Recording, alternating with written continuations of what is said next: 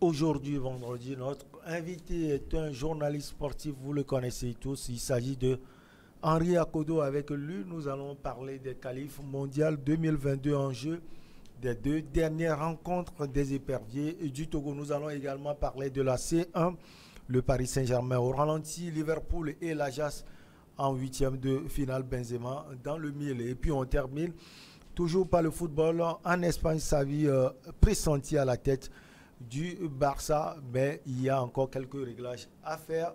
Justement, Henri Akodo a ces informations. Bonjour, vous allez bien? Je vais bien, Michel, comme d'habitude, heureux de pouvoir avoir cette discussion assez fructueuse, qui s'annonce fructueuse, je l'espère, avec vous.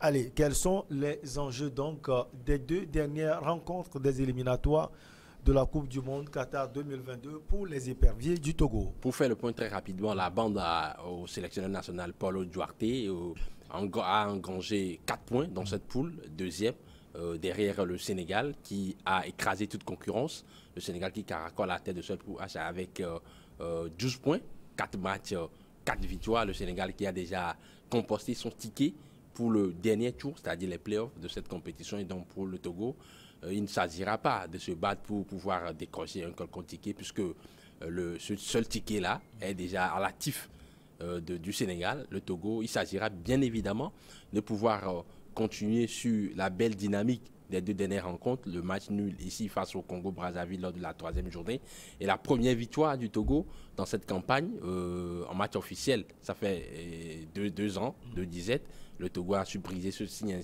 au stade Alphonse Massaba Débat de Brazzaville pour la dernière journée, c'est-à-dire la 5e journée, 2-1. Et donc, les éperviers du Togo auront à cœur de pouvoir remporter ces 2 prochaines rencontres face au Sénégal, bien évidemment, qui est l'ogre de cette poule. Ce sera un match référence si les éperviers arrivaient à pouvoir battre, s'offrir en tout cas ce challenge assez intéressant face au vice-champion d'Afrique, le Sénégal. Et quelques jours plus tard, c'est-à-dire le 15 précisément, le 15, à Johannesburg, où ils vont affronter un match délocalisé la formation namibienne des Warriors pour clôturer en toute beauté cette campagne. Donc voilà un peu, il s'agira bien évidemment de pouvoir continuer dans la même dynamique et de finir deuxième dans cette poule afin de préparer les échéances à venir, notamment les éliminatoires de la Coupe d'Afrique des Nations 2023 en Côte d'Ivoire. C'est ça l'objectif. Hein. C'est vrai que le Sénégal est déjà qualifié, mais comme vous l'avez dit, rester sur la bonne dynamique là et avoir, si on peut le dire, la tête pleine avant les éliminatoires justement de la Coupe d'Afrique des Nations. Exactement. Il faut rappeler que le Togo avait traversé des périodes troubles, des trous d'air, une zone de turbulence avec des résultats assez moins reluisants. Pour utiliser une métaphore, bien évidemment, le Togo qui végète dans les méandres du classement FIFA et bien évidemment le classement de la zone Afrique, et le Togo qui a l'obligation de pouvoir remonter dans ce classement-là. Et ça passera forcément par une très bonne performance face aux Lions de la Teranga, mais également face aux Warriors de la Namibie. On a senti que lors des 2 dernières sorties, notamment à Brazzaville pour la 4e journée, cette équipe est en train de progresser. D'ailleurs, les résultats l'illustrent assez bien. Le Togo qui a commencé par 2 défaites dans cette campagne et qui a engrangé un match nul face au Congo lors de la 3e journée et une victoire face à ces mêmes Diabrou lors de la 4e journée. Ça voudrait dire que la dynamique, elle est ascendante, la progression, elle est linéaire. Mais la grosse interrogation qui se pose, est-ce que ce sera sur la durée? Est-ce que ce sera de manière constante? Ou bien ça ne relève que d'un exploit éphémère? Voilà un peu les questions qui taraudent l'esprit du public sportif togolais. Et donc les éperviers doivent continuer dans cette même dynamique, dans cette même percée, dans ce même tas d'idées, en jouant bien au football, en faisant mal à l'adversaire. On a constaté que lors de la 4e journée, justement, j'en parlais, le jeu était beaucoup plus consistant et cohérent, avec une ligne directrice claire. On ne sautait pas les lignes, on ne balançait pas. On partait de la ligne défensive pour construire les offensives. On avait un bon milieu de terrain avec Jacques-Alexis Romao qui ratissait large dans ce temps de jeu. Il s'agira bien évidemment pour Paulo Duarte, pour son staff technique, de pouvoir continuer dans cette même lancée, sur cette même lancée, trouver les repères, travailler les combinaisons, travailler un peu le jeu combiné au sol, dans les petits espaces. On sait que c'est un entraîneur, c'est un sélectionneur qui est un féru du beau jeu. Il le disait d'ailleurs en conférence de presse hier, et il est dans la continuité des joueurs qu'il a eu à appeler lors des 2 dernières journées. On aura encore la présence d'Alexis Romao, le doyen, 37 ans. Il y a également la présence de Jenny Dacona, le capitaine, sans oublier Fodo là-bas, et les jeunes pépites, Thibaut Cliet, et il y aura la première également de Ouro Samsundin, l'ex-international allemand U19, qui va fêter sa première sélection, on l'espère, face au Sénégal le 11 novembre prochain. Donc ça voudrait dire que Paulo Duarte cherchera la cohésion de son groupe. Oui, le Togo a gagné face au Congo-Brazzaville, mais tout n'était pas beau. Il y avait des errements défensifs, il y avait quelques erreurs. Il va falloir progresser en corrigeant ces aspects-là du jeu afin de se projeter vers des lendemains meilleurs, notamment les séances fatidiques des éliminatoires de la CAN 2023. Nous sommes en 2021, bien évidemment, mais en football, tout se repose sur le travail, ça repose sur des valeurs cartésiennes. Les résultats que vous avez ne sont que le réceptacle, bien évidemment, du travail qui a été fait en amont. Et je crois que le technicien portugais le dit assez bien. Il est très méticuleux sur les détails. Il est très exigeant au niveau de la charge du travail. Et il saura quand même influencer positivement ses joueurs pour que ces 2 prochaines sorties soient couronnées de succès, même si bien évidemment, face au Sénégal, ça ne sera pas évident puisque c'est la première nation au classement FIFA avec une myriade de grands joueurs. On ne va pas encore les citer. Classement FIFA au niveau africain. Avec un collectif assez bien huilé, assez bien rodé, assez bien bâti. Une équipe qui a beaucoup de ressources sur le plan technique, physique, psychologique. Mais le Togo peut jouer sa carte. Le Togo peut choisir de faire le jeu. On a constaté que face au Congo-Brazzaville, un jeune joueur comme Thibaut Cliet, même s'il a vendangé énormément d'occasions, s'est créé beaucoup d'occasions dans cette rencontre. Et cette défense sénégalaise peut souffrir face à ce jeune joueur des Girondins de Bordeaux. Allez, Henri Akodo, les 2 dernières rencontres sous forme d'aiguillon pour les éperviers du Togo. Vous suivez cette équipe des éperviers du Togo depuis l'arrivée de Duarte. Est-ce que vous pouvez souligner des progressions? Beaucoup de progression, il faut l'affirmer, il faut le dire.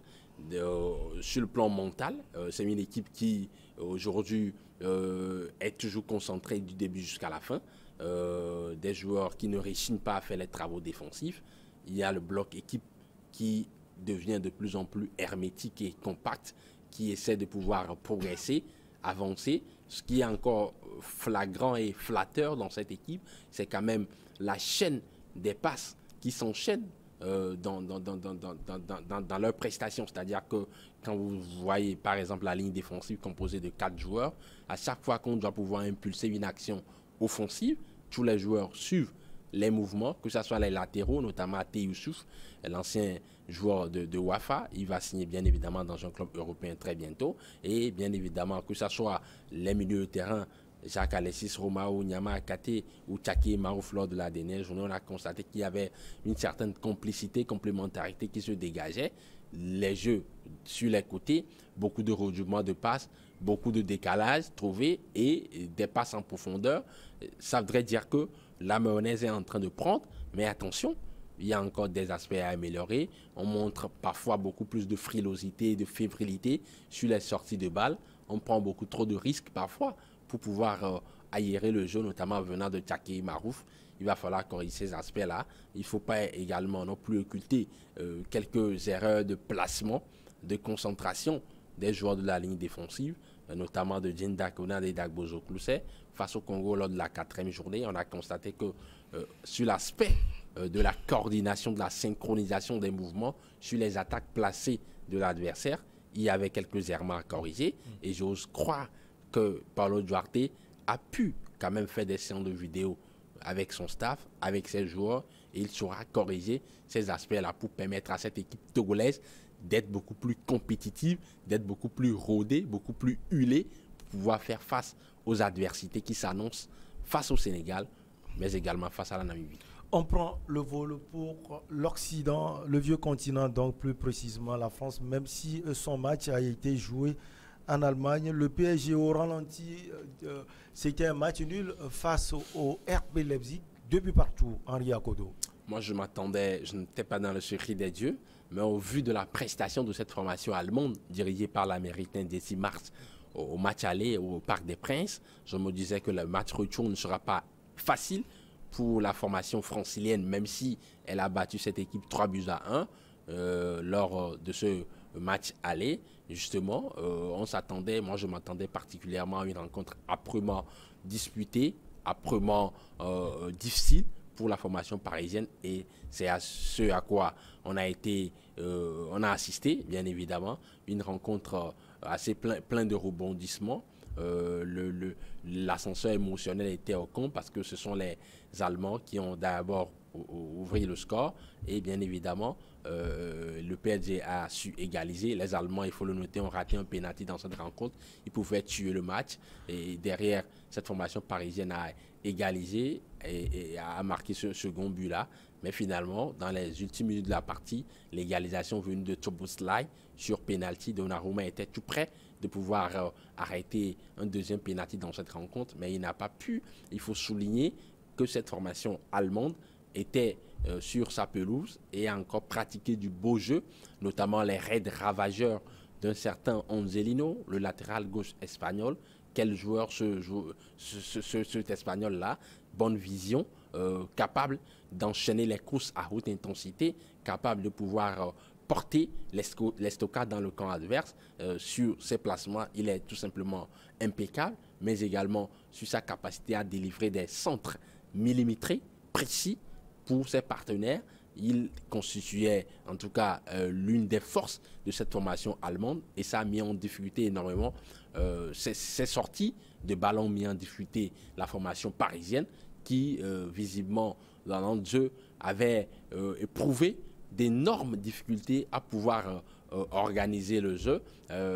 Cette formation parisienne d'ailleurs était dominée sur le plan de la possession. La possession était à l'actif des Allemands. On a constaté que parfois il y avait quelques fulgurances de Neymar et de Kylian Mbappé, mais dans l'ensemble, la prestation parisienne n'était pas aboutie. C'était un peu tiré par les cheveux. On a eu comme l'impression qu'il y avait une équipe en 4, une équipe en 7-3, c'est-à-dire que les 3 joueurs de la ligne offensive, c'est le problème récurrent pour le PSG cette saison, ne faisaient pas les travaux de compensation à la perte du ballon. Et là, ça déséquilibrait énormément la formation dirigée par Mauricio Pochettino. Ça commence pas à durer. Il va falloir que l'entraîneur argentin puisse trouver la chimie nécessaire pour pouvoir régler ce problème-là, qui ne permet pas encore à cette formation parisienne de pouvoir broyer, de pouvoir rayonner, de pouvoir s'illuminer bien évidemment dans cette rencontre de Ligue des Champions. Ils sont deuxièmes aujourd'hui dans cette poule, derrière Man City, ce qui voudrait dire que les 2 prochaines rencontres seront décisives pour la formation chère au président Nasser Al-Khelaifi. Alors, comme vous l'aviez dit, Manchester City est leader de ce groupe avec 9 points suivis donc du PSG et 8 points. On va également parler de cette poule de Liverpool. Liverpool qui a battu Atlético Madrid, c'est ça, 2 buts à 0 à Liverpool. Oui, Liverpool qui reste sur une très belle dynamique. Liverpool qui enchaîne les performances de haute volée. Cette formation avait battu l'Atlético de Madrid au Wanda Metropolitano il y a 2 semaines au match aller, le match de la 3e journée, 3 buts à 2, avec beaucoup de difficultés. Il y avait un suspense fou dans cette rencontre, et au match retour, les hommes de Jürgen Klopp ont répété leur belle performance du match aller, 2 buts à 0 à la fin pour cette formation de la Mersey, notamment un but de Sadio Mané, le Sénégalais. Dans l'ensemble, c'était un match assez intéressant pour les Reds, les 16 subchampions d'Europe, qui avaient mis en mal cette formation de l'Atlético Madrid dans le jeu court, sur le jeu long, dans leur capacité à pouvoir presser énormément, à harceler le porteur de ballon adverse. On sait que c'est l'ADN de cette formation de Liverpool depuis qu'un certain Jürgen Klopp a pris les manettes de cette formation, le fameux Gegenpressing, le Heavy Metal Football.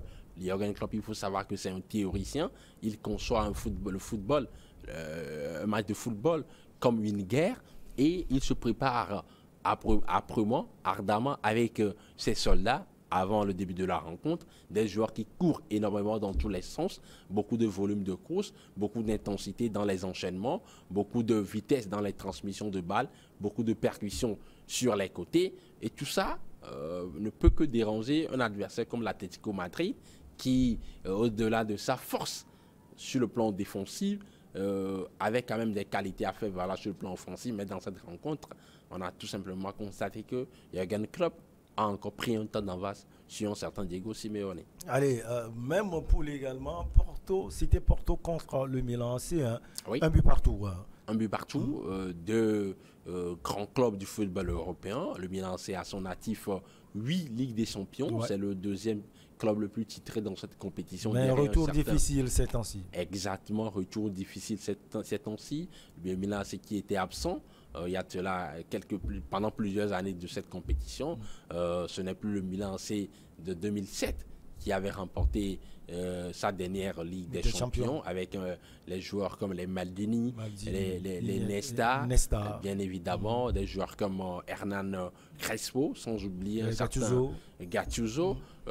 Mais c'est un Milan AC qui est en pleine renaissance, un Milan AC qui se reconstruit au fil des années avec un nouveau projet cohérent des jeunes joueurs, Raphaël Leao, Fikayo Tomori, avec en tout cas l'accompagnement, le soutien des vieux briscards comme un certain Zlatan Ibrahimovic, les Olivier Giroud, Stefano Pioli qui orchestre tout ça. Il y a une idée directrice assez claire, une équipe qui veut produire du jeu, qui ne réchigne pas à faire le jeu, qui ne refuse pas le jeu, mais en Ligue des Champions, même si en Serie A, elle rayonne, elle performe, elle surperforme, j'allais dire. En Ligue des Champions, le contraste, c'est qu'elle peine, bien évidemment, parce que le niveau est beaucoup plus élevé.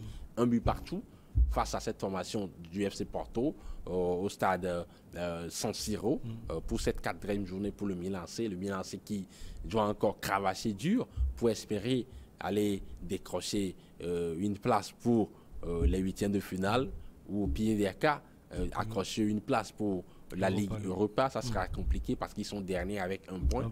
Dans cette poule, mais tout reste encore ouvert.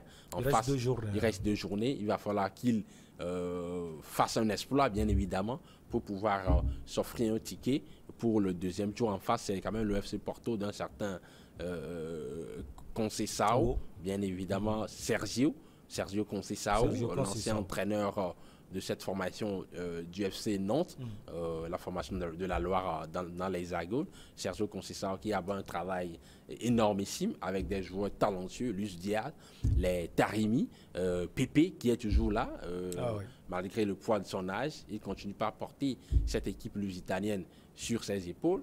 Un but partout.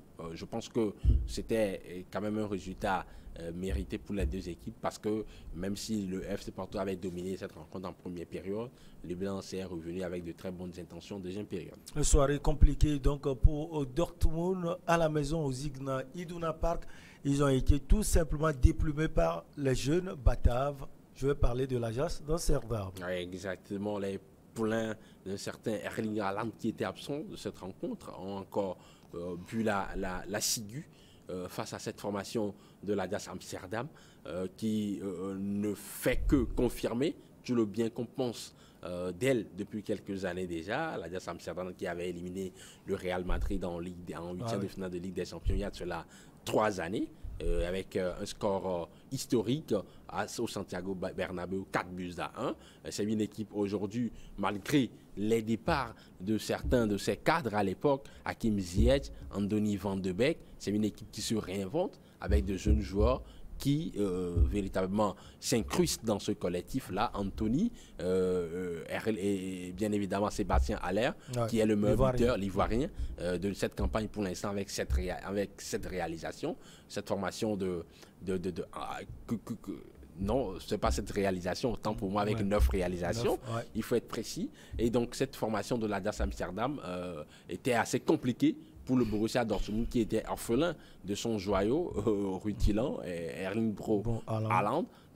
C'est quand même compliqué pour cette formation allemande qui va sortir par la petite porte, je pense, dans cette compétition.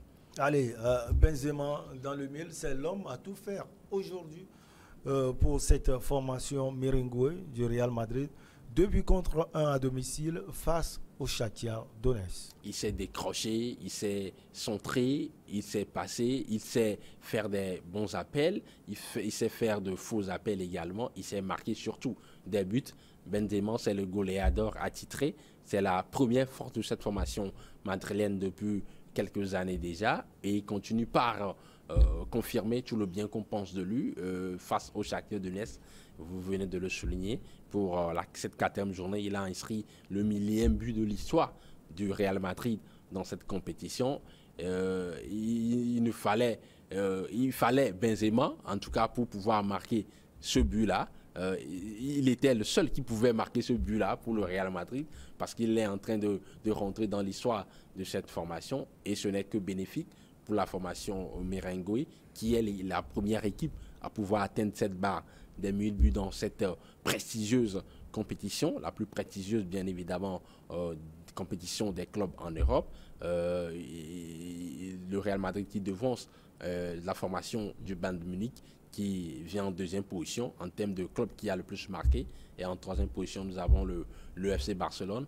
Benzema qui continue sur sa dynamique ascendante. Il monte en crescendo malgré le poids de son âge, 34 ans bientôt. Mais Benzema rayonne toujours. Il est derrière, bien évidemment, il faut préciser que celui qui a marqué le 100e but de cette compétition n'est qu'un joueur du Real Madrid, notamment le grand Alfredo Di Stefano. Celui qui a marqué le 200e est également merengue, notamment un certain Ferenc Puskás, la grande figure de pro de cette formation hongroise dans les années 70. Ah, oui. Et comment ne pas parler du natif de Madère. Ouais. Je vous lance CR7. La Perse, CR7, bien évidemment, qui a marqué le 800e et le 900e but de cette compétition lorsqu'il portait la tunique du Real Madrid. Ça voudrait dire que Benzema rentre aujourd'hui au firmament de ces grands noms du Real Madrid qui ont marqué l'histoire, mais également du Real Madrid, mais également de cette compétition. Allez, dans l'autre rencontre de cette poule, le déplacement a été fructueux, si on peut le dire, pour les Nerazzurri de l'Inter de Milan qui vont battre en Moldavie les Sheriffs 3 buts contre 1. Oui, une formation moldave qui n'est pas une équipe à négliger, une équipe qui est capable de pouvoir se recoqueviler au niveau de sa défense et de se projeter très vite vers l'avant à la récupération du ballon sur les transitions assez rapides. Mais les Italiens ont tout simplement mis les grands moyens pour pouvoir mettre en déroute cette formation moldave très valeureuse, 3 buts à 1. Simone Inzaghi commence par trouver, bien évidemment, une équipe type, une bonne carburation, avec des joueurs comme les Edin Dzeko, bien évidemment Barella dans l'Onze, qui est la pierre angulaire de cette équipe, celui qui pense le jeu de cette formation, celui qui réfléchit au jeu de cette équipe. Et derrière, une défense centrale composée de Skriniar, Bastoni. Ça ne peut que faire la fête, 3 buts à 1. L'Inter de Milan est tout à fait bien placé pour aller composter son ticket pour le 2e tour. Allez, on a encore 5 minutes, Henri Akodo, pour parler du retour de l'enfant terrible du football espagnol, Xavi, à la maison. Qu'est-ce qu'il reste à faire? Oui, la presse espagnole a annoncé depuis hier, c'est-à-dire le jeudi dans la soirée, que la clause libératoire de gamin de Terrassa a été payée. On parle de 5 millions de dollars. Nous savons que le Xavi, depuis 2 ans, est le coach de la célèbre formation qatari, Al-Sadd, avec lequel il a remporté très récemment l'Emir Cup, avec un certain André Aoul, l'international ghanéen. Et Xavi, selon les informations, devrait rejoindre le FC Barcelone. Mais aux dernières nouvelles, ça coince un peu au niveau de cette clause libératoire.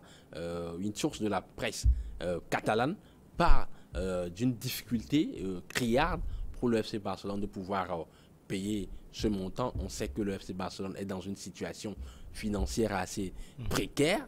ça voudrait dire que cette information, elle est crédible. Les fans du FC Barcelone et de cette légende de catalane s'extasiaient à l'idée de le voir aux manettes, à la tête de cette équipe, mais il va falloir qu'ils attendent et qu'ils continuent par prier afin que tout se matérialise, mais ça ne sera pas facile.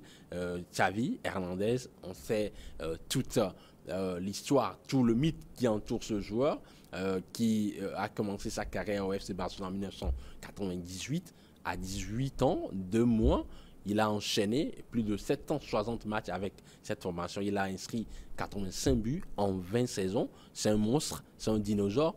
8 Ligas de remporter, 4 Ligues des Champions de remporter également. 2006, 2011, 2006, 2009, 2011, 2015 pour Xavi Hernandez.